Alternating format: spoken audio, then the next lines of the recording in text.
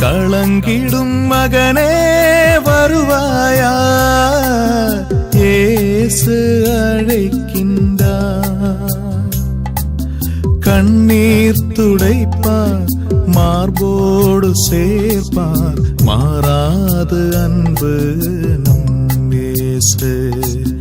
கண்ணீர் துடைப்பார், மார்போடு சேர்ப்பார், மாறாது அன்பு நம் இயேசு.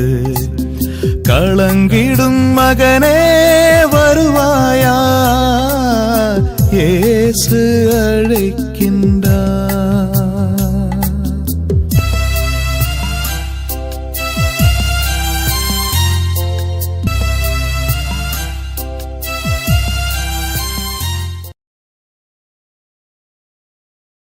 இறை இயேசுவில் பிரியமானவர்களே, ஆண்டவராய் இயேசு கிறிஸ்துவின் பரிசுத்தமுள்ள திருப்பெயரிலே நல் வாழ்த்துக்கள்.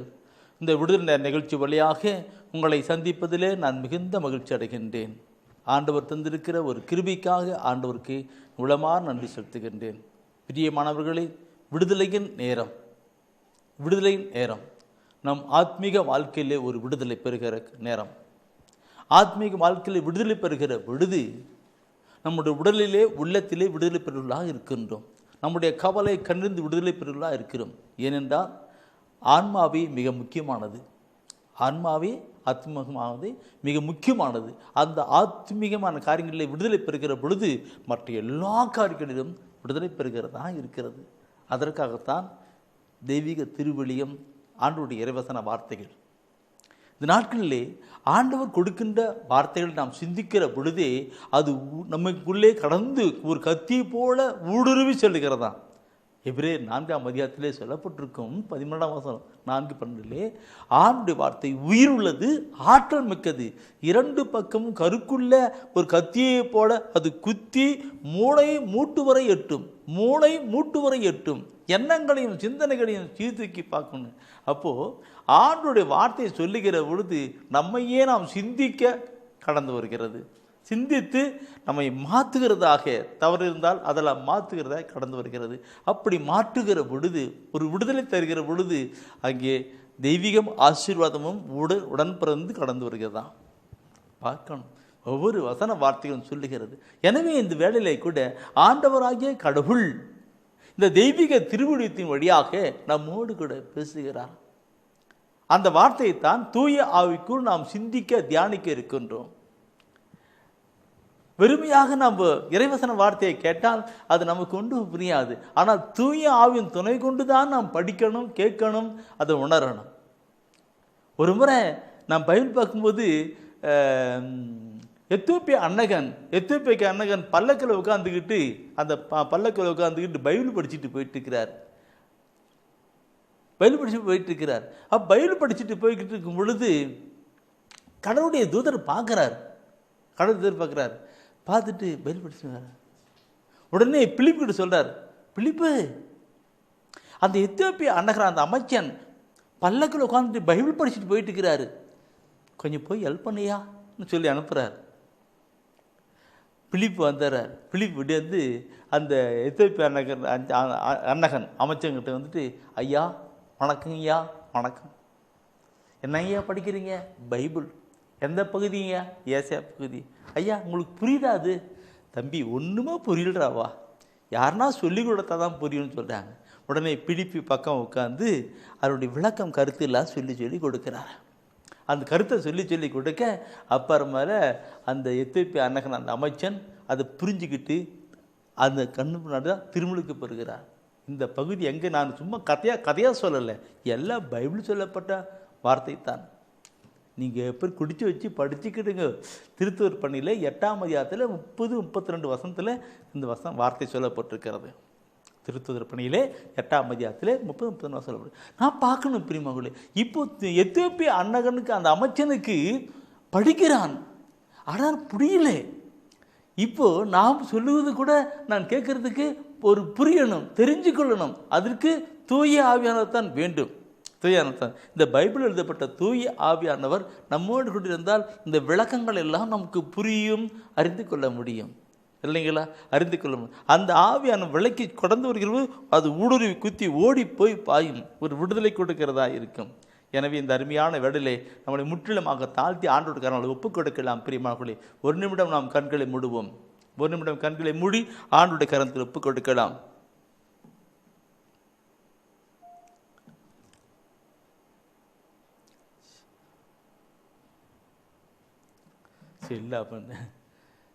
கண்களை மூடி ஆண்டு கரங்களை ஒப்புக் கொடுக்கலாம். எங்களை நேசிக்கிற அன்பின் ஆண்டவரே, இதோ உம்முடைய வார்த்தையை எங்களுக்கு தாரும். உம்முடைய வார்த்தையை நாங்கள் ஆய்ந்து அறிந்து உணர்ந்து கடந்து செல்ல உம்முடைய தூய ஆவியானவர் எங்களுக்கு தாரும். நாங்கள் இறைவசன வார்த்தையை தூய ஆவியோடு கூட நாங்கள் சிந்தித்து தியானிக்கிற பொழுது நீர் எங்கள் அருகிலே இருந்து உம்முடைய மகிமையும் ஆட்சியும் வெள்ளுமையும் வெளிப்படுத்திக் கொள்ளும். ஒப்புக் கொடுக்கிறோம் ஆண்டவரே. உம்முடைய இறைவசன வார்த்தையை நாங்கள் ஆய்ந்து அறிந்து உணர்கிற பொழுதே உம்முடைய தெய்வீக வல்லமையும் எங்கள் உள்ளத்திலே, உடலிலே, எண்ணங்களிலே, சிந்தனையிலே கடந்து வரட்டும். எங்கெல்லாம் நற்செய்தி அறிவிக்கப்படுகிறதோ அங்கெல்லாம் ஆண்டவரும் உடனிருந்து அரும் அடையாளங்கள வார்த்தையை உறுதிப்படுத்தினார் என்று பார்க்கிறோமே. அப்படியாக வார்த்தையை உறுதிப்படுத்தும். உம்முடைய மகிமை வெளிப்படுத்திக் கொள்ளும். இயேசு கிறிஸ்துவில் பிதாவே, ஆமென். பிரியமானவர்களே, ஒவ்வொரு நாளும் ஒவ்வொரு நேரமும் நாம் ஜெபிக்கிற பொழுது தூய ஆவியானவர் என்ன சொல்லுகிறாரோ அதையே நான் உங்களோடு கூட நான் பகிர்ந்து வந்து கொண்டிருக்கிறேன். நானாக எதையோ கதையோ கட்டுரையோ அல்லது உலகத்தின் நிகழ்வுகளோ நான் சொல்லி கொண்டிருந்தால் அது அப்படி போயிட்டே இருக்கும். அதெல்லாம் சேர்த்துறதே கிடையாது. புனித போல் சொல்கிற மாதிரி நான் சேர்த்துறதே கிடையாது. எல்லாம் இறைவசன வார்த்தை, இறைவாசன வார்த்தை, இறைவாசன வார்த்தை தான். எனவே தான் அங்கே விடுதலையும் ஆசீர்வாதம் கடந்து வருகிறது. அநேக சகோதர சகோதரிகள் கேட்கிற பொழுது இறைவசன வார்த்தையாக கொட்டுறீங்க, அது எங்களுக்கு ஒரு பெரிய ஒரு காரியமாக இருக்கிறது, நாங்கள் எழுதி வைக்கிறோம், பல காரியம் சொல்வார்கள். எல்லாம் அவருக்கே மகிமை. பிரியமானவர்களே, இந்த நாளில் தூயான உணர்த்துவது என்ன தெரியுமா? தன்னடக்கத்தை குறித்து சொல்லுடா என்று சொன்னார். நான் தூயால் வந்தப்பட்டு அவர் சொல்கிறதெல்லாம் நான் உங்களோடு சொல்லப் போகிறேன். இந்த தெய்வீக வில்லியத்தில் என்னென்ன சொல்லுகிறார் அதை சொல்லப் போகிறேன். அவர் தான் வளர்த்திருக்கிறார்.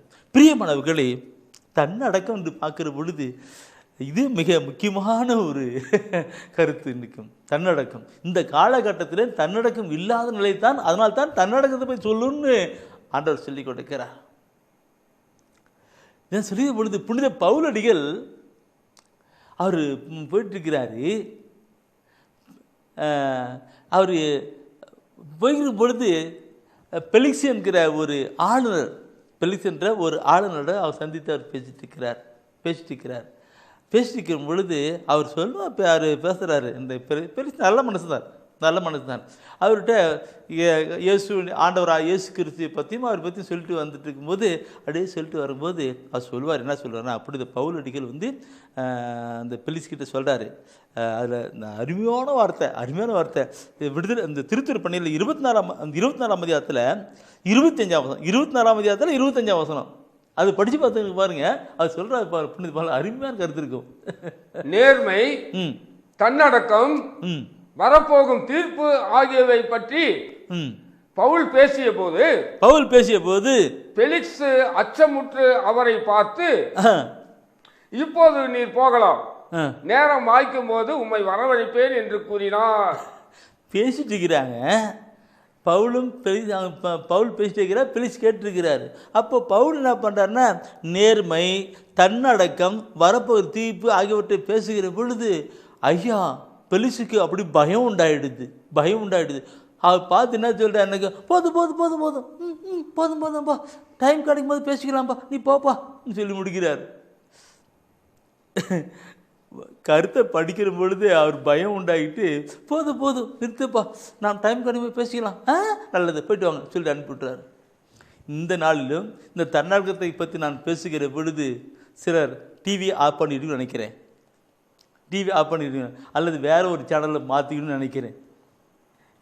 பெலிக்ஸ் அப்படியே பண்ண நல்ல மனுஷன் தான். ஆனால் கூட என்ன அதை பற்றி சொல்லுகிற பொழுது அவர் மாற்றிட்டார். ஒருவேளை நீங்கள் கூட மாற்றலாம், ஒருவேளை வேறு ஏதாவது காரியத்துக்கு போகலாம். அந்த கருத்து பார்த்து புனித பவுல் என்கின்ற என் அன்புக்குறவர்களே, இது மிக முக்கியமான ஒரு கருத்தாக இருக்கிறது. தன்னடக்கம் என்கிற கருத்து. இந்த தன்னடக்கம் என்கிற கருத்தை நான் பார்க்கிற பொழுது கடவுள் கொள்ளுகிற அந்த நிலை மாறுகிறது தான், அதெல்லாம் மாறுகிறது தான். தொடக்க நிலை பார்க்கிற பொழுது கடவுள் தன்னுடைய சாயலாக மனிதனை படைத்தார். படைத்த பின்னாடி அவருக்கு இந்த அந்த ஏதேன் தோட்டத்தில் இருக்கிற எல்லா பழங்களும் சாப்பிட்டு இருந்தார்.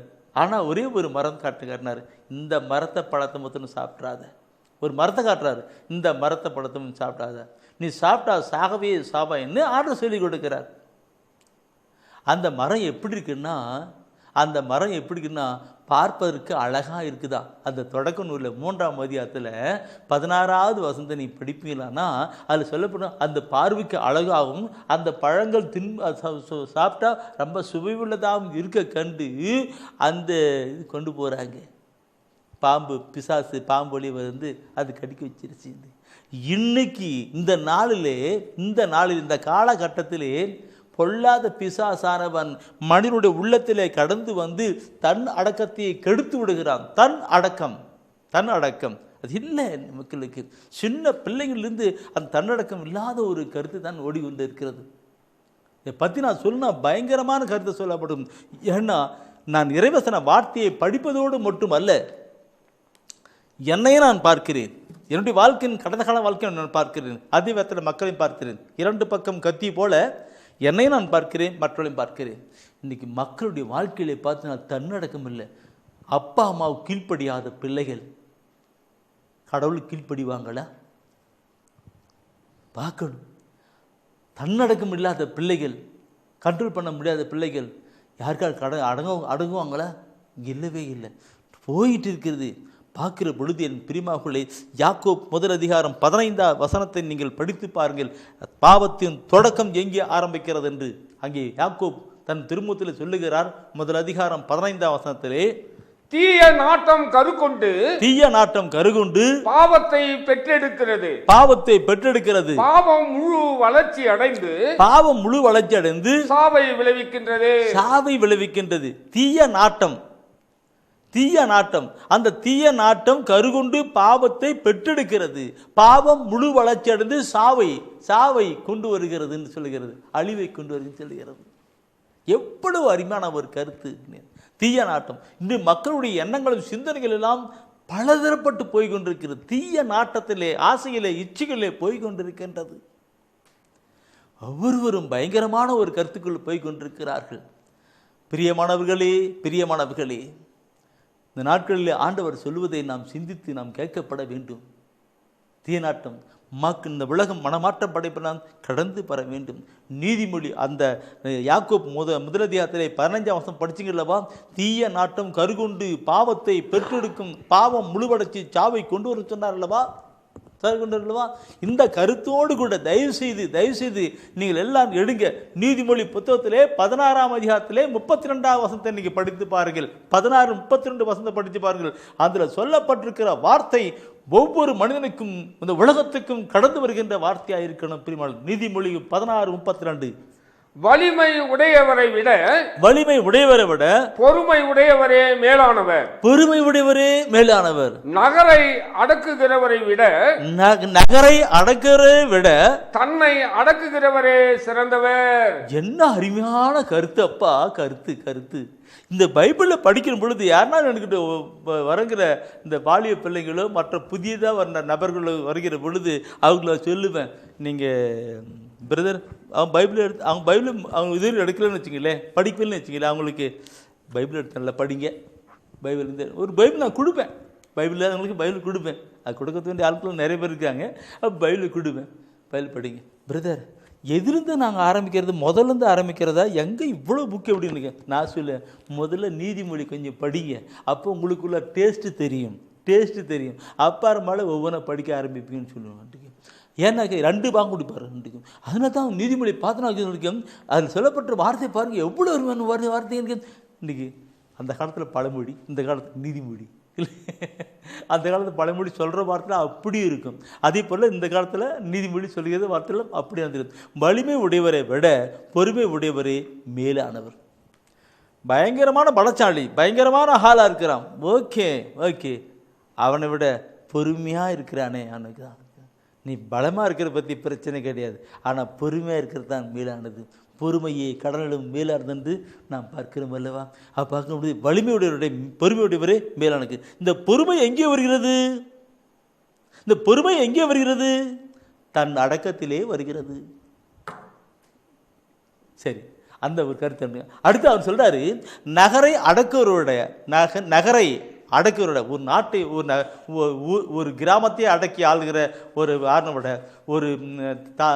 ஒரு மாவட்டத்தை ஆளுகிறவனை விட நீ பார்க்கும்போது ஒரு நகரை அடக்குகிறவரை விட தன்னையே அடக்கணும். தன்னையே அடக்கிற அவன்தான் மேலானவர் என்று சிறந்தவர் என்று சொல்லப்பட்டிருக்கிறது. பார்க்கணும் பிரிவார்களே, நான் அதிகமாக சொல்ல தேவையில்லை. நீங்களும் நிறைய படித்தவர்கள், அறிவாளிகள். அதிகமாக நான் சொல்கிறது என்ன, திருப்பி சொன்னதுனாக்க உங்களுக்கு மனசு கஷ்டமாக இருக்கும். உங்களுக்கு விளக்கமான மனிதர்கள் இல்லைங்களா? நகரை அடுக்கிறவரை விட தன்னை அடுக்கிறவரை சிறந்தவர் என்று சொல்லப்பட்டிருக்கிறது. பெருமடி தன் அடக்கணும். இந்த தன்னை அடக்கணுங்கன்னு சொல்லுகிற பொழுது, தன் அடக்கன்கிற இந்த கருத்து பார்க்கும் பொழுது, இந்த இங்கே பார்க்கும் பொழுது தன்னையே அடக்கின்றங்களே, இந்த கருத்தை நான் ஒவ்வொன்றும் சொல்லனா நிறைய சொல்லணும்.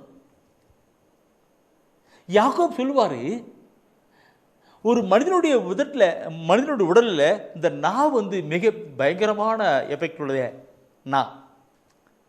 இந்த நாதம் பறையபிரிக்காரு. இந்த நாவை அடக்கனா அவன் அடக்கிட்டு போயிடுவான்னு சொல்லப்பட்டிருக்கும். அதை பற்றி சொல்கிறார் பாருங்க யாக்கோப்பில். அவர் சொல்வார், இந்த யாக்கோப்பில் தயவுசெய்து நீங்கள் குறித்து வச்சுக்கிடுங்க. என் டைம்ஸ் கிடையாது, குறைவான டைம் தான். அதில் முன்னாடி போயிடுது. அந்த யாக்கோப்பில் 3ஆம் அதிகாரத்தில் 2 முதல் 12 வசனத்தை நீங்கள் படித்து பார்ப்போம்னாக்க அப்படியே புட்டு கருத்தாக வைக்கிறார்.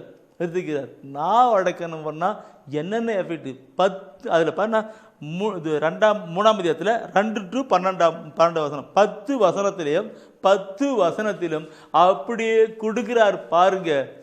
என்ன அந்த யாக்கோப் பார்த்தா அப்படின்னு கொடுத்துலாம் போல் இருக்கும். என்ன அருமையான கருத்துக்கள் சொல்லியிருக்கிறாங்க பாருங்க. என் அன்புக்குரியவர்களே, நான் அடக்கணும். இன்னைக்கு மக்கள் மத்தியில் நான் அடக்கணும். தன் அடக்கிறதுக்கு ஒவ்வொரு கருத்தும் பார்க்கணும். அவன் தன்னையே அடக்கணும், பொறுமை இருக்கணும், பொறுமை தன்னடக்கணும், அவனையே அடக்கணும், நாவை அடக்கணும். ஒவ்வொரு பாட்டணும் நாவை அடக்கணும். முதல்ல தன்னையே அடக்கணும், பொறுமையை கோபத்தை அடக்கணும், அடுத்து நாவை அடக்கணும் சொல்லப்பட்டிருக்கு. இப்படிப்பட்ட நாவை அடக்கணும் பொழுது அவன் வாழ்க்கையில் கண்டிப்பாக நல்லவனாக இருப்பான், ஒரு பரிசுத்தமான இருப்பான். நான் சொல்லுகிற பொழுது கதை எங்கேயோ போயிட்டு மாறி இருக்கு. ஏன்னாக்கா தூயான உணர்த்துல எங்கேயோ போயிட்டு தான் இருக்குது. என்ன பண்ணுறது எனக்கு? நான் பாவம் உண்டாக்குறதை பற்றி நான் சொன்னல்லவா? பாவம் உண்டாக்குறதை பற்றி, இந்த தன்னடக்கத்தை பாவம் உண்டாக்குறதை பற்றி சொன்னல்லவா? பாவம் உண்டாக்குறதுக்கு தீய நாட்டம் கருகொண்டு பாவத்தை பெற்றெடுக்கிறது யாக்கோப் சொல்லியிருக்கிறார் இல்லைங்களா? அந்த பாவம் எங்கே எப்படியெல்லாம் உருவாகுது, கடந்து வருதுன்னு சொல்கிறேன்னாக்க, புனித யோவான் தன் திருமுகத்தில் சொல்வார். புனித யோவான் தன் திருமுகத்தில் 2ஆம் அதிகாரத்தில், புனித யோவான் 1 யோவானில் 2ஆம் அதிகாரத்தில் 16வது வசனத்தில் அவர் சொல்லுகிற அருமையான ஒரு கருத்து இருக்கும். 1 யோவானில் 2ஆம் அதிகாரத்தில் 16வது வசனத்தில் அவர் சொல்லுகிற ஒரு கருத்து, அருமையான கருத்து பார்க்கணும் இருக்குன்னு. அடக்கிறது, இது அடக்கணா பாவத்து காரியங்க இல்லை, இது அடக்கணா. எதாவது 3 பாயிண்ட் சொல்ல படிக்கலாம். உலகு சார்ந்தவையான உடல் ஆசை, உலகு சார்ந்தவையான உடல் ஆசை, இச்சை நிறைந்த பார்வை, செல்வ செருக்கு ஆகியவை தந்தையிடமிருந்து வருவன அல்ல, கடவுளிடமிருந்து வருவது அல்ல, அவை உலகிலிருந்தே வருபவை, அவை உலகாக இருக்கின்ற பொல்லாத பிசாசிடமிருந்தே வருகிறது. தந்தையிடமிருந்து வருவது அல்ல, உன்னத கடவுளாகிய ஆண்டவரிடமிருந்து வருவது அல்ல, பொல்லாத பிசாசிடமிருந்தே வருகிறது. அன்னைக்கு ஆதாம் யாவாளுக்கு இப்படிப்பட்ட இச்சை தான் காட்டி செஞ்சப்பட்டது. அதில் 3 பாயிண்ட் அருமையான பாயிண்ட் கொடுத்திருக்கப்பட்டிருக்கு. இந்த 3 பாயிண்ட்டும் யார் அடக்கிறானோ அவன் பரிசுத்தமான ஒரு வாழ்க்கை வாழ முடியும். இதனால் பற்றி நான் சொல்லியிருக்கும் பொழுது இந்த பரிசுத்தமான வாழ்க்கை வாழ்வது எப்படி என்று ஒரு செய்தி கொடுத்திருக்கிறேன், நினைவுக்கு வருகிறது. நான் தொலைக்காட்சியிலே பரிசுத்தமான ஒரு வாழ்க்கை வாழ்வது எப்படி, இந்த 3 இச்சைகளையும் சிலுவிலே அறைந்து விட்டால், 3 ஆணிகளிலே சிலுவை அறைந்து விட்டால் அவன் பரிசுத்தமான ஒரு வாழ்க்கை வாழ்வான் என்று நான் ஒரு செய்தி கொடுத்துருக்கிறேன், நினைவிருக்கிறது. வருமானாங்க யூடியூப்பில் போட்டு பாருங்கள், யூடியூப்பில் நீங்கள் எல்லாரும் வாட்ஸ்அப் வச்சுருக்கீங்க தானே, யூடியூப்பில் டிவைன் லைட் மினிஸ்ட்ரின்னு போட்டு அல்லது செல்வநாதன் போட்டனாக்க அதில் வரும், அதில் நீ போட்டு பாருங்கள். ஆனால் இப்படி தூய ஆவியானவர் வேறு ஒரு கருத்துக்குள்ளே நடப்பித்து போகிறதை நான் பார்க்கிறேன். எப்படி? முதலாவது இந்த 3 இச்சைகளை 3 கொண்டு வரேன், 3 டைம்ஸ் இருக்கு. முதல்ல இது பார்க்குற பொழுது உடல் இச்சைகளை கொண்டு வரலாம். உடலின் இச்சைகள், இந்த உடலின் இச்சைகளை குறித்து நான் பார்க்கிற பொழுது என் அன்புக்குருகளே, இந்த காலகட்டத்திலே செயல்படுகிற நிலையை தயவு செய்து நாம் உணர்ந்து பார்க்கணும். ரோமர் புத்தகத்தை எடுங்க, நானும் எடுக்கிறேன். ரோமர் புத்தகத்தில் முதல் அதிகாரத்தில் 24வது வசனத்தை நீ படிச்சீன்னா அதில் பயங்கரமான ஒரு கருத்து இருக்கும். ரோமர் புத்தகம் முதல் அதிகாரம் 24வது வசனம் படிக்கலாம். அவர்களுடைய உள்ளத்தின் இச்சைகளுக்கு ஏற்ப ஒருவரோடு ஒருவர் தங்கள் உடல்களை இழிவுபடுத்துகின்ற ஒழுக்கக்கேடான செயல்களை செய்யும்படி கடவுள் அவர்களை விட்டுவிட்டார். அவரை விட்டுவிட்டார். இந்த கடவுள் அவரை விட்டுவிட்டார். 24வது வசனம் 24வது வசனத்தில் பார்க்கிற பொழுது அவர்களுடைய உள்ளத்தின் இச்சைகளுக்கு ஏற்ப ஒருவரோடு ஒருவர் தங்கள் உடல்களை இழிவுபடுத்துகின்ற ஒழுக்கக்கேடான செயல்களை செய்யும்படி கடவுள் அவர்களை விட்டுவிட்டார்னு சொல்லி. ஏன்? கடவுளை வழிபடுவதை விட்டு வேற ஒன்று வழிபடுகிற பொழுது, கடவுளை வழிபடுவதை விட்டு வேற ஒன்றை பறவைகள் எல்லாம் வழிபடுகிற பொழுது அங்கே கடவுள் பார்க்கிறார், இவன் லாய்க்கில் விட்டுவிட்டான்னு. ஆகவே அவர்கள் உள்ளத்தின் ஒருவரோடு ஒருவர் தங்கள் உடல்களை இழிவுபடுத்தி கொண்டார். இந்த இழிவுபடுத்துகின்ற காரியத்தை பார்க்கிற பொழுது என் அன்புக்குருகளே எச்சரிக்கையாக இருக்கானா. 26, 27 வசனத்தில் பார்க்கிற பொழுது பயங்கரமான பிச்சை திரிப்பார். 26, 27 வசனத்தில் அப்படி கொண்டு வரத்தான். அந்த 26, 27 படித்து பார்க்கலாம்.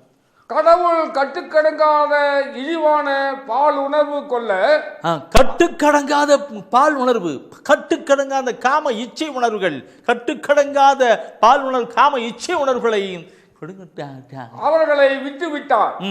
அதன் விளைவாக அவர்களுடைய பெண்கள் இயல்பான இன்ப முறைக்கு பதிலாக கடவுளுடைய தருகின்ற இயற்கையான முறைக்கு ஏற்பான கடவுள் தருகின்ற இயற்கையான முறைக்கு தருமான மாறுபட்டு தவறான வழிக்கு போய் கொண்டிருக்கிறார்கள். இயல்புக்கு மாறான முறையில் நடந்து கொண்டார்கள். இயற்கை முன்னாடி இப்போ ஒரு ஆண் ஒரு பெண் வாழ்ந்துட்டு அவங்க போறது சரியா இருக்கும் இல்லைங்களா? அது இயற்கை. நம்ம எல்லாம் அந்த காலத்தை பார்த்துட்டு இருக்கிறோம். ஆண்கள் பெண்கள் ஒரு கல்யாணம் பண்ணுறாங்க. ஆணுக்கு ஒரு பெண்ணு ரெண்டு கல்யாணம் திருமணம் பண்ணாட்டி அவங்க குடும்பம் வாழ்த்துறாங்க, அது ஓகே. ஆனால் இங்கே பார்க்கிற பொழுது தவறான கருத்து ஓடிக்கொண்டிருக்கிறது. அந்த 27ஆம் வசனம் தொடர்ந்து படிச்சு பாருங்க. அவ்வாறே ஆண்களும் பெண்களோடு சேர்ந்து இன்பம் பெறும் இயல்பான முறையை விட்டு தங்களிடையே ஒருவர் மீது ஒருவர் வேட்கை கொண்டு காமத்தீயால் பற்றி எரிந்தார்கள். ஆண்கள் ஆண்களுடன் வெட்கத்துக்குரிய செயல்களை செய்து தாங்கள் நெறி தவறியதற்கான கூலியை தங்கள் உடலில் பெற்றுக்கொண்டார்கள். தங்கள் உடலிலே இன்னைக்கு பார்த்தனாக்க பல விதமான எய்ட்ஸ் நோய், அந்த நோய், இந்த நோயெல்லாம் வருது. ஏன் வருது? அந்த காலகட்டத்தில் இப்போ எனக்கு 68 வயசு. என்னை விட வயது முயதானலாம் அக்காமா உட்காந்துருக்கேன், அக்கா உட்காந்துருக்கிறீங்க இல்லைங்களா? அந்த காலத்தில் இப்படிப்பட்ட நிலை உண்டா? ஆனால் இந்த காலத்தில் இப்படி நடந்துட்டுருக்கு, பார்க்கணும் இல்லைங்களா? இப்படிப்பட்ட நிலை, இந்த நிலை ஓடிக்கிட்டு இருக்கு. இன்னைக்கு எல்லாம் அந்த காலத்தில் என்ன இப்படிப்பட்ட நோய் இருந்துச்சா? இல்லை. இன்னைக்கு காம இச்சை. இந்த நான் நியூஸ் பேப்பரை படிக்கிறதே கிடையாது. நியூஸ் பேப்பரை படித்து நான் பலவிதமான வார்த்தைகள்லாம் கடந்து வரும். ஒரு ஸ்கூல் வாத்தியார் ஒரு சின்ன பிள்ளைய கெடுத்திருக்கிறான். தவறானவர்கள் பாவம் இச்சை ஓடிக்கிட்டு இருக்குது. பெரிய வயசான ரிட்டரான ஒரு வாதினுக்கு அவள் போட்டுருக்கு. இப்படி பெற்ற காரணம் பயங்கரமான படிக்கிறோம். நான் இதை படிக்கிறபோது தயவு சொல்லணும் இல்லைங்களா? 1 கொரிந்தியர் 6ஆம் அதிகாரத்தில் 9-10 வசனம், 9-10 வசனத்தில் நான் படிக்கிற பொழுது அந்த 9வது வசனம் சொல்லுகிற கருத்தை நீ பார்க்கணும். தீங்கு இழைப்போருக்கு இறையாட்சியில் உரிமை இல்லை என்று உங்களுக்கு தெரியாதா? சரிங்க, தீங்கிழைக்கிறவர்களுக்கு, தீமையான வாழ்க்கை வாழ்கிறவர்களுக்கு இறை ஆட்சி, கடவுளுடைய ஆட்சி, பரலோக அரசு உரிமை இல்லை என்று உங்களுக்கு தெரியாதா? ஏமாந்து போகாதீர்கள். ஏமாந்து போகாதீர்கள். பரத்தமையில் ஈடுபடுவோர், சிலைகளை வழிபடுவோர், விபச்சாரம் செய்வோர், தகாத பாலுறவு கொள்வோர், தகாத பாலம் கொண்டு வருகிறவர்கள், ஒரு பால் புணர்ச்சியில் ஈடுபடுவோர், ஒரு பால் புணர்ச்சியில் ஈடுபடுகிறவர்கள், திருடர், பேராசையுடையோர், குடிவெறியர், பழி தூற்றுவோர், கொள்ளையடிப்போர் ஆகியோர் இறையாட்சியை உரிமையாக்கி கொள்வதில்லை. இறையாட்சியை, பரலோக அரசை உரிமையாக்கி கொள்வதில்லை என்று இப்படிப்பட்ட பாவாள்கள் என்ன தான் சொல்றதுக்கு தகாத பாலுணர்வு இல்லைங்களா, சுய ஓரினச்சேர்க்கை, இப்படிப்பட்ட பாவ இச்சைகள் உணர்ல பண்ணு ஏமாந்து பண்ணு ஓரினச்சேர்க்கை. இன்னைக்கு ஓரினச்சேர்க்கை பார்க்கும்போது அரசாங்கம் எல்லாம் அங்கீகாரம் பண்ணி நடக்குது. ஏமாந்து போகாதீர்கள். பிசாசானன் வைக்கிற வேட்டு இது, பிசாசு வைக்கிற வேட்டு இது, பிசாசு வைக்கிற வேட்டு இது. ஏமாந்து போகாதீர்கள். உள்ளத்திலே பாருங்கள். பிசாசானன் தீர்மானம் செயல்பட்டு கொண்டிருக்கிறான். நானும் நற்செய்தி பணியில் தீர்மானம் செயல்பட்டு கொண்டிருக்கேன். ஆகிக்கொண்டு ஒப்புக்கொடுங்க. நம்முடைய சமூகத்தை அப்படியே கண்ணோக்கி பாருங்க, இந்த உலகத்தை கண்ணோக்கி பாருங்க, உலக நடைமுறை கண்ணோக்கி பாருங்க. இப்போ எல்லாம் பிசாசு எல்லாம் ரவுண்டப் பண்ணி கீழே போட்டு போகிறதுக்கு தான் அவன் வேட்டு வச்சிட்டு இருக்கிறான். ஏமாந்து போகாதீங்க. நாமெல்லாம் தன்னடக்கம் உள்ள பிள்ளைகளாக வாழ்ந்து அந்த கடவுளுக்கு விரோதமான காரியங்களை செய்யாதபடி வாழ்ந்து ஒரு பரிசுத்தமான ஒரு நிலையில் மேலே போகணும், விண்ணகத்தை போகணும். அது விண்ணகத்தை போகிறதுக்கு நாம் தயாராகனாக்க நாம் அவருடைய ஆசீர்வாதம் நமக்கு வரும். விண்ணகத்தை போகிறதுக்கு நாம் தயாரானாக்க அவர் சொல்றாரு, முதலாவது கடவுளுடைய அரசையும் தேடு, அப்பொழுது உனக்கு எல்லாம் சேர்த்து கொடுக்கப்படும் சொல்லியிருக்கிறாரு. பாவத்துக்கு காரணம் என்னன்னு பார்த்தோன்னா இச்சை தீய நாட்டம் தான் பாவத்துக்கு. யாக்கோப் தெளிவு சொல்லுகிறார். அது எப்படி சொன்னார்? ஆதாம் யாவால் காலத்தில் ஏமாந்து போனதை பற்றி தான் சொல்லி கொண்டு வருகிறார். அந்த இச்சையினால் தான் அவர்கள் பாவம் செஞ்சு போனாங்க அப்படின்ட்டு. இப்போ அதில் மனிதனுடைய வாழ்க்கையில் 3 மடங்கு முக்கியமான இச்சையின் அடிப்படை இருக்கிறது. அது இப்போ தான் யோவானில் சொல்லுகிற பொழுது உடலின் இச்சை, கண்ணின் இச்சை, பொருள் இச்சைன்ட்டு 3 இச்சைன்ட்டுக்கு 1 யோவானில் 2ஆம் அதிகாரத்தில் 26 நாம் படித்தோம். அதில் முதல் பகுதி என்ன பகுதினா உடல் இச்சைன்னு பார்த்தோம், உடல் ஆசைன்னு பார்த்தோம். அதில் இன்றைக்கே நாம் பார்த்துட்டு 2வது வருகிறது என்னென்னா கண்ணின் இச்சை.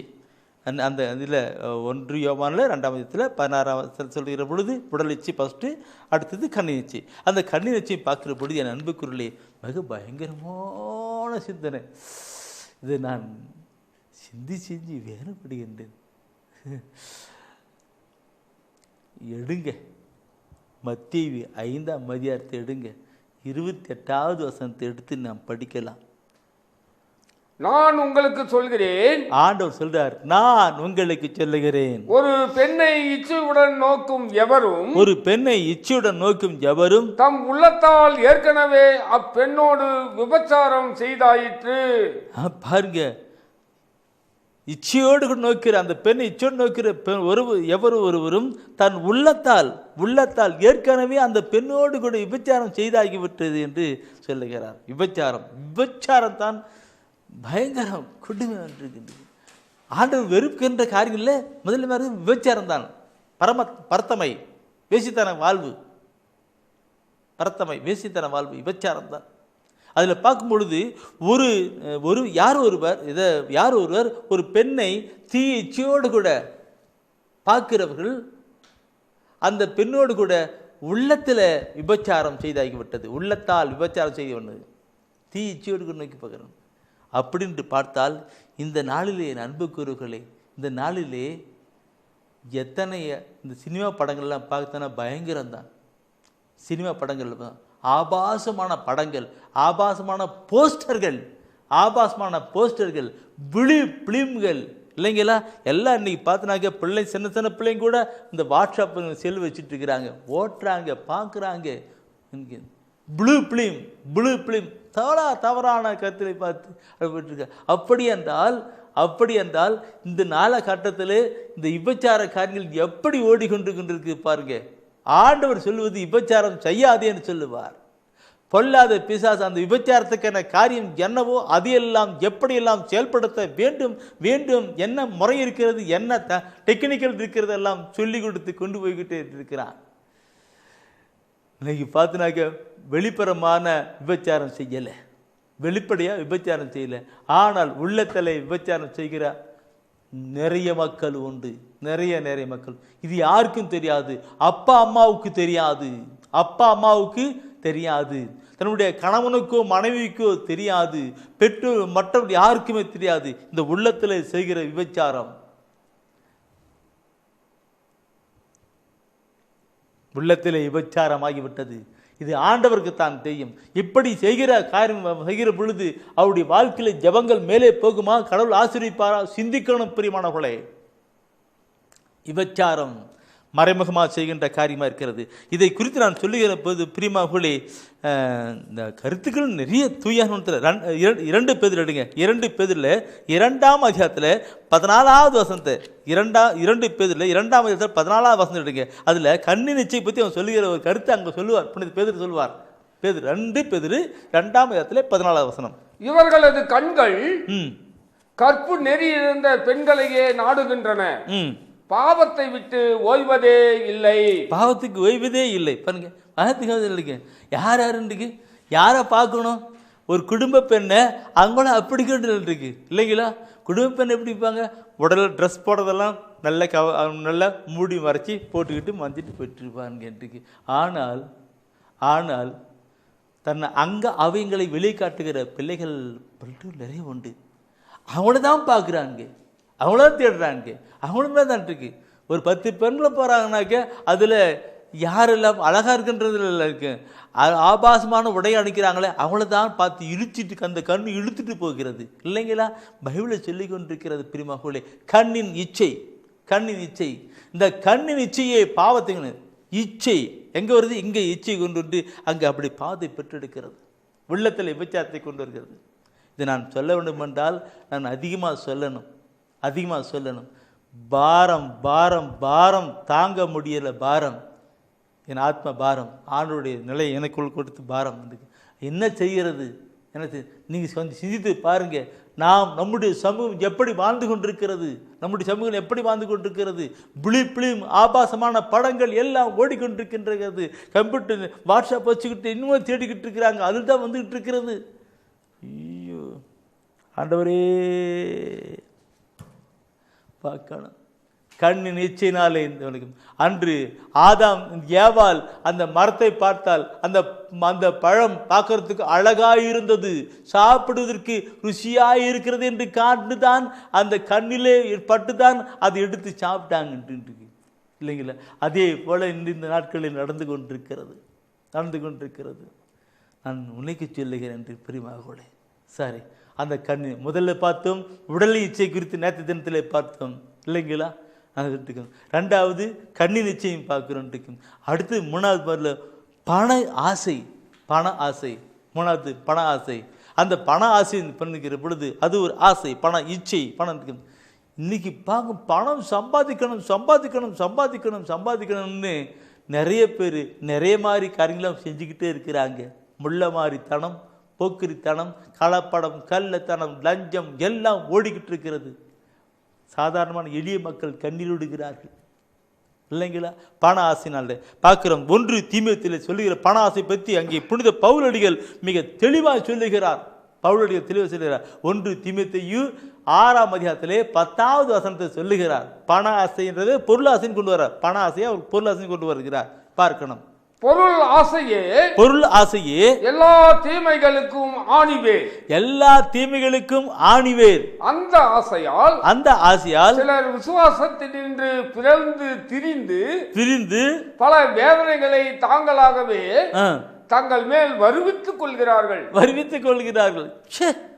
என்ன அருமையா சொல்லிருக்கிறாரு. படிச்சா எல்லாரும் பைபிள் மேல் விரல வச்சு படிச்சு பார்க்குறீங்க. என்ன சொல்லுதாக்கா? எல்லாம் சொல்லுதாண்ணா பார்க்கணும் இருக்கும். தீமைகளுக்கும் ஆணிவேர். ஏன்னா எல்லா தீமைகளுக்கும் ஆணிவேர். ஒரு மரத்தில் ஆணிவேர் தான் ரொம்ப ஸ்ட்ராங்காக இருக்கும் இல்லைங்களா, அங்கேருந்து தான் மற்ற வேர்லாம் போயிட்டுருக்கோம்.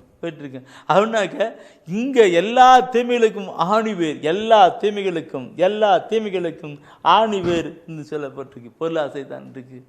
பார்க்கணும், இன்னைக்கு நிறைய மக்கள் அப்படிலாம் ஓடிக்கிட்டு இருக்கிறாங்க. விட்டேன், சரி இதை விடுங்க, நான் இதை சொல்லிக்கிட்டே இருக்க முடியும் இல்லைங்களா. நான் சொல்றேன் பிரதர், அதெல்லாம் வாழ்க்கையில் இருக்குது பிரதர் சொல்லி நீங்களே சொல்லிட்டு இருப்பீங்க. ஆனால் இதை அடக்கிறதுக்கு, தன்னடக்கம் பண்ணுறதுக்கு என்ன வழின்னு சொல்லுங்க பிரதர் இல்லைங்களா. அதுதான் இப்பொழுது தூயான சொல்லுகிறார். பிரியமானவர்களே, தன்னடக்கம், அதாவது தன் அடக்கம். பழைய மொழிபெயர்ப்பில் தன்னடக்கத்தை இச்சை அடக்கம் சொல்லப்பட்டிருக்கும். இச்சை அடக்கம் சொல்லப்படும். தன் அடக்கம், இச்சை கருவுட்டு பாவத்தை விடுங்க. இன்னைக்கு தன்னடக்கம் சொல்லப்பட்டிருக்கேன். அப்போது தீய நாட்டம். அப்போ தன் அடக்கத்துக்கு, இச்சை அடக்கத்துக்கு, அந்த இச்சை அடக்கத்துக்கு என்னன்னு பண்ண, அது தூய் ஆவியானவர் தான். தயவுசெய்து இதுக்கு தூயானத்தான் சொல்லும்போது கலாத்தியர் 5ஆம் அதிகாரம் எடுங்க. கலாத்தியர் 5ஆம் அதிகாரத்தில் ஆவியானவர் விளைவிக்கின்ற கனிகளோ பொருட்களோ பழங்களோ என்று அங்கே சொல்லுகிறார் புனித பவுல்கள். ஆவியானவர் விளைவிக்கின்ற அவருடைய வாழ்க்கையில் அவர்கள் சொல், செயல், சிந்தனை எப்படி இருக்கும் என்று அங்கே சொல்லிக் கொடுக்கிறார். கலாத்தியர் 5ஆம் அதிகாரத்திலே 22வது வசனம் சொல்லி படித்து பாருங்க. தூய ஆவியின் கனியோ அன்பு, மகிழ்ச்சி, அமைதி, பொறுமை, பரிவு, நன்னயம், நம்பிக்கை, கனிவு, தன்னடக்கம் என்பவை ஆகும். தன்னடக்கம் அது தன்னடக்கம் என்பது இச்சை அடக்கம். பழைய மொழிபெயர்ப்பு இச்சை அடக்கம். அந்த இச்சை எல்லாம் இப்படி சொன்ன 3 இச்சை சொன்னீங்களா, அதெல்லாம் அன்றம் பண்றது தன் அடக்கம். அது இச்சை 3 இச்சை மாத்திரம் இல்லை, ஏற்கனவே சொன்ன பார்த்தீங்களா, வலிமை மிகுந்தவன் அவன் தன்னை பொறுமையோடு காத்துக்கொள்வது அது ஒரு அடக்கம் இல்லைங்களா. வலிமை மிக்கவன் பொறுமையோடு இருப்பது அது அடக்கம் சொல்லப்பட்டிருக்கு. ஒரு நாட்டை ஆள்வது விட சொல்லப்பட்டிருக்கு. ஏற்கனவே படிச்சிருப்பீங்க. 26ஆம் நீதிமொழி 26ல் 32ஆம் வசனம் படித்து பார்த்தான். எனவே அன்புக்குரியவர்களே, பார்க்கும்போது தன் அடக்கம். சில பேர் சொல்லுவாங்க தன் அடக்கம். எனக்கு பயங்கரமான கோபம் வந்தது, ஆனால் அடக்கின்னு வந்துட்டேன். இந்த அடக்கந்து யாரு? அவர் தான் தூயாவியானவர். தன்னை அடக்கிறது, தன்னை கண்ட்ரோல் பண்ணுகிறது, தன்னை தானே அடக்கிறது, கண்ட்ரோல் பண்ணுவது தூய ஆவியானவர். அது உடலின் இச்சைகளாகட்டும், கண்ணின் இச்சையாகட்டும், அல்லது பொருளாக இச்சையாகட்டும், அது வேற மற்ற உடலின் உணர்வுகளாகட்டும், என்ன இருந்தாலும் அவற்றெல்லாம் அடக்கம் செய்வது தன்னையே அடக்கம் செய்வது தூய ஆவியானவர் தான். இந்த தூயான அடக்கம் சொல்லுகிற பொழுது என்னிடம் ஒரு சகோதரன், நானும் அவர் பேர் சொல்ல விரும்பல, ஒரு வேலை இருக்கேன், அந்த மாதிரி நிறைய பேர் கூட இருக்கலாம். அந்த தம்பி அவர் என்ன ஒரு தம்பி இல்லை, நிறைய பேர் கேட்டிருக்காங்க. ஆனால் ஒரு தம்பி நல்ல விளக்கமாக உட்காந்து என்கிட்ட கொஞ்ச நேரம் பேசிக்கிட்டான். அவன் என்ன தெரியுங்களா, அவனுக்குள்ளாக ஒரு பாவ உணர்வு, இச்சை உணர்வு அவனுக்குள்ள செயலாக்கிட்டு இருக்கும். அது விட்டுன்னு அவன் நினைப்பான், ஆனால் விடவே முடியாது. இப்படியே அவன் அந்த பாவ பழக்கத்திலே அடிமைப்பட்டு போயிட்டு இருக்கிறான். அது என்று ஒரு நாள் ஒரு ஆன்ம ஆலோசனை கேட்டான். நானும் அவனுக்கு சொன்னேன், தம்பி ஒன்றும் கிடையாதுப்பா, இந்த இச்சை உணர்வை நம்ம கண்ட்ரோல் பண்ணாக்க அதுக்கு தூய ஆவியானவர் தான் சொன்னேன்.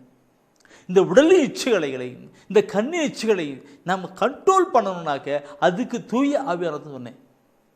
ஏன்னா ரோமர் புத்தகத்திலே 8ஆம் அதிகாரத்திலே 13வது வசனம் சொல்லிக் கொடுக்கும். ரோமர் புத்தகத்திலே 8ஆம் அதிகாரத்திலே 13வது வசனம் சொல்லிக் கொடுக்கும். நீங்கள் ஊன் இயல்புக்கு ஏற்ப வாழ்ந்தால், நீங்கள் ஊன் இயல்புக்கு இப்படி கண்ணு இச்சைகள் உடல் இச்சைகள் அப்படி ஏற்ப நீங்கள் வாழ்ந்தால் பாவம் செய்து சாகத்தான் போகிறீர்கள்.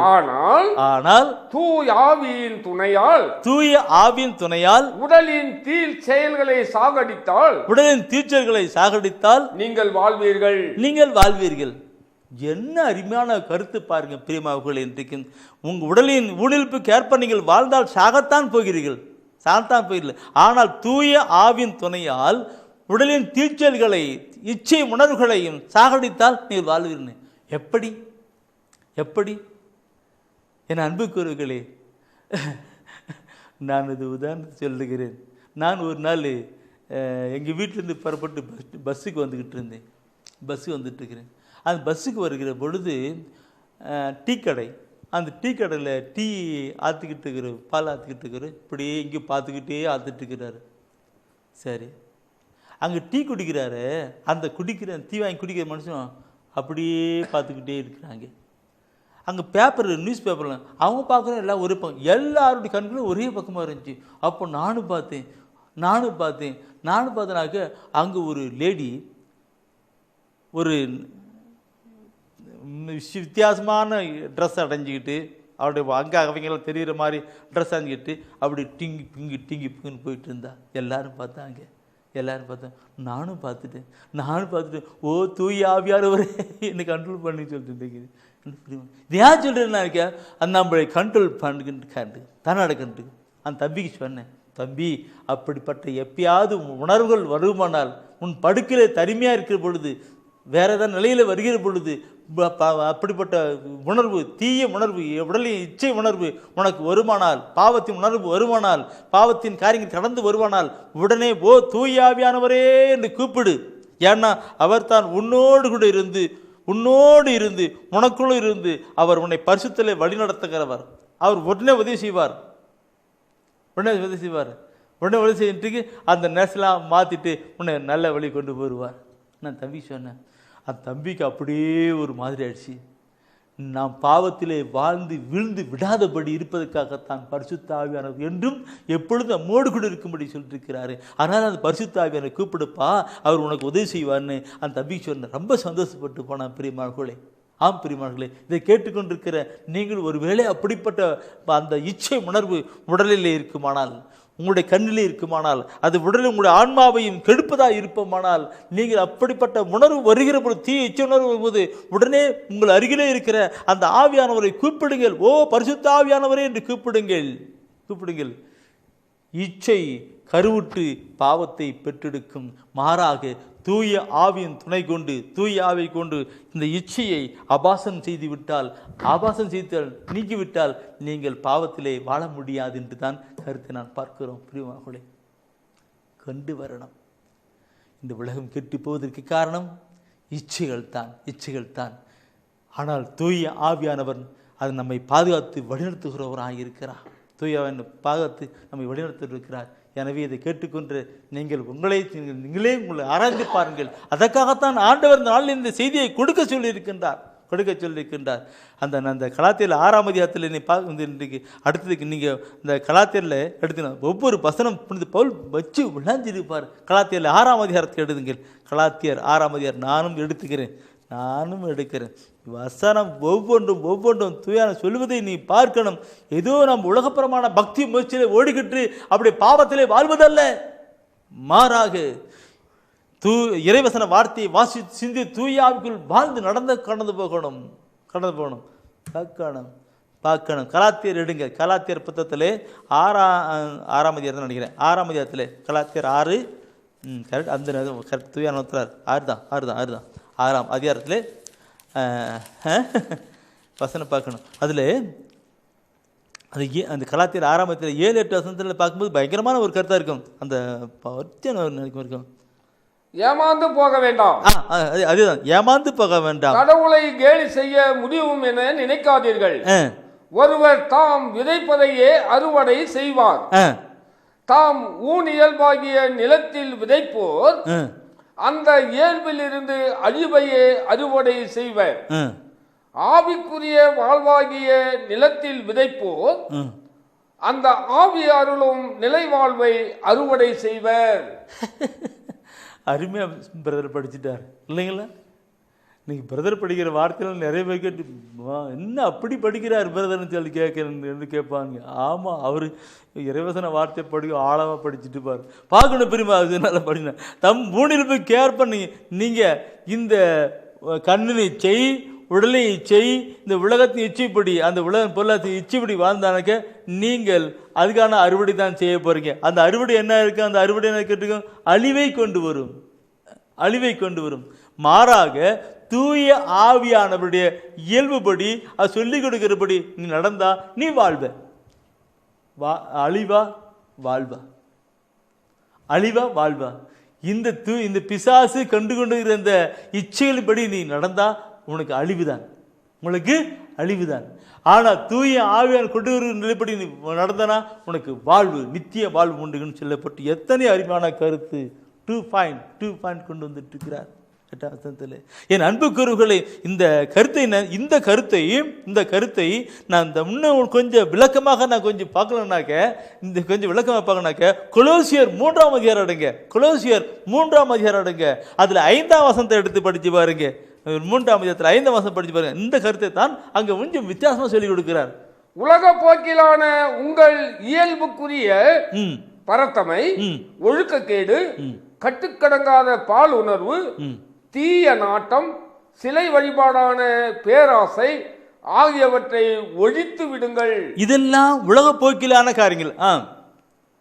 அங்க சொல்லி அப்ப அவர் சொல்ல இப்படிப்பட்ட காரியம்லாம் ஒழித்து விடுங்கள். என்ன இந்த லெப்ட் ஹேண்ட் தான் சொல்லி வருங்க.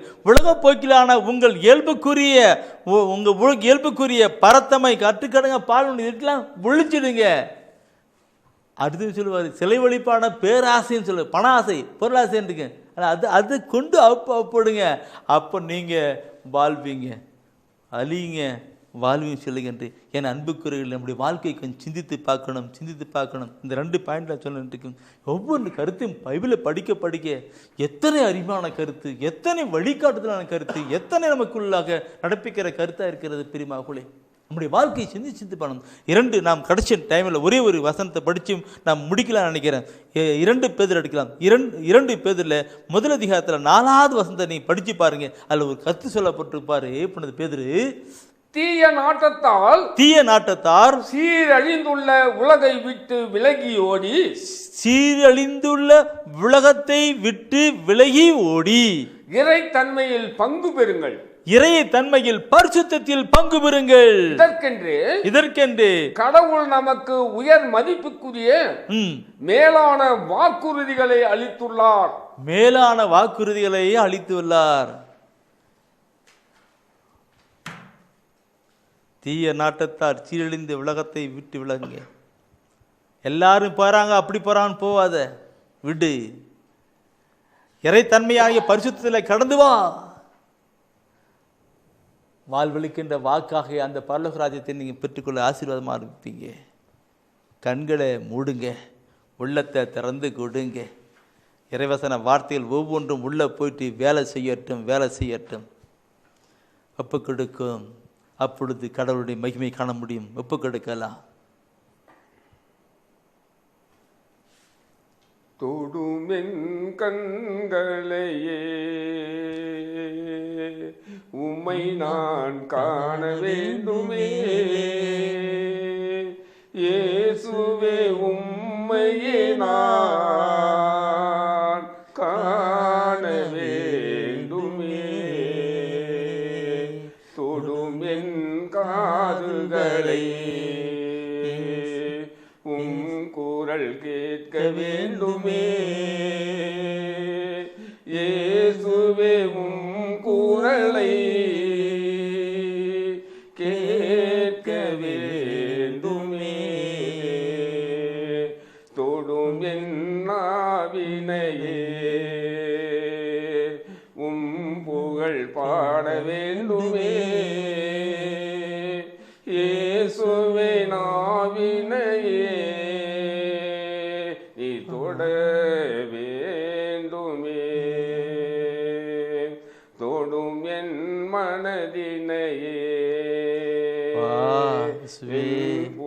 மனப்புண்கள் ஆற வேண்டுமே,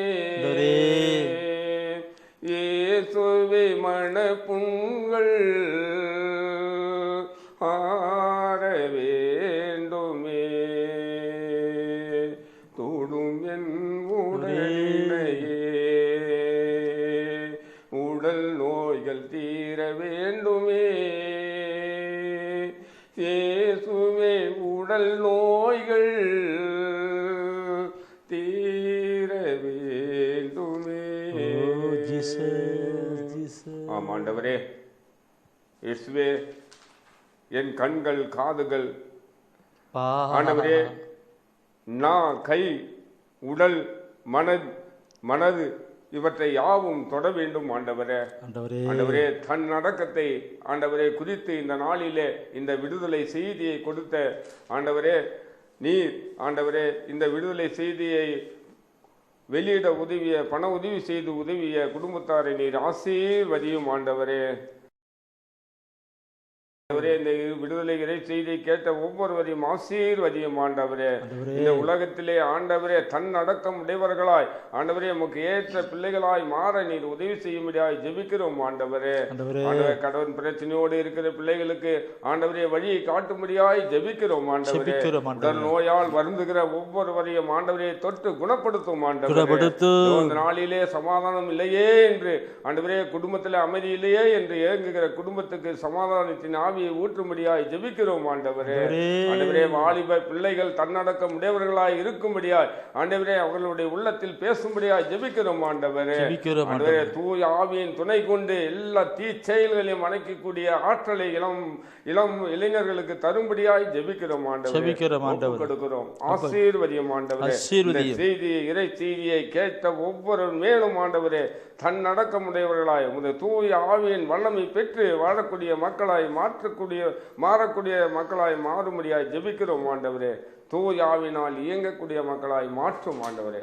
ஒப்பு கொடுக்கிறோம். நன்றி.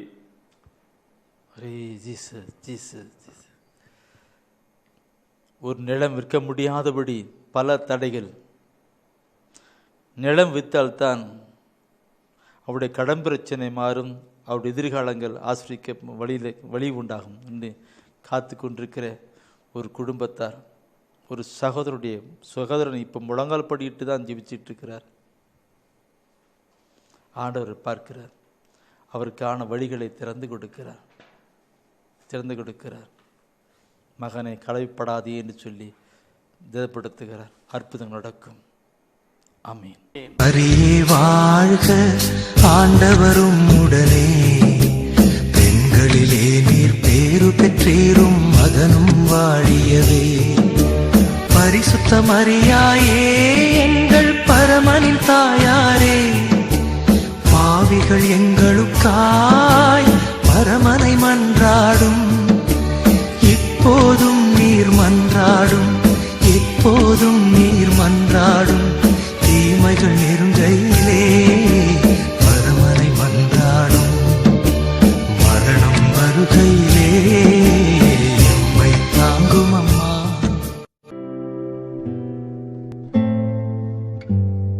தெய்வ ஒளியும் ஒளியும் என்ற மாத இதழ்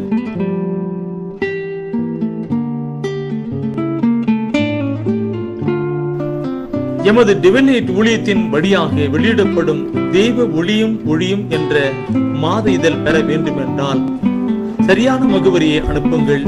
புத்தகங்கள் அனுப்பி வைக்கின்றோம். எங்கள் ஊழியங்களுக்காக ஜீவியுங்கள். ஆண்டவர் உணர்த்துகின்ற காணிக்கையால் தாங்க.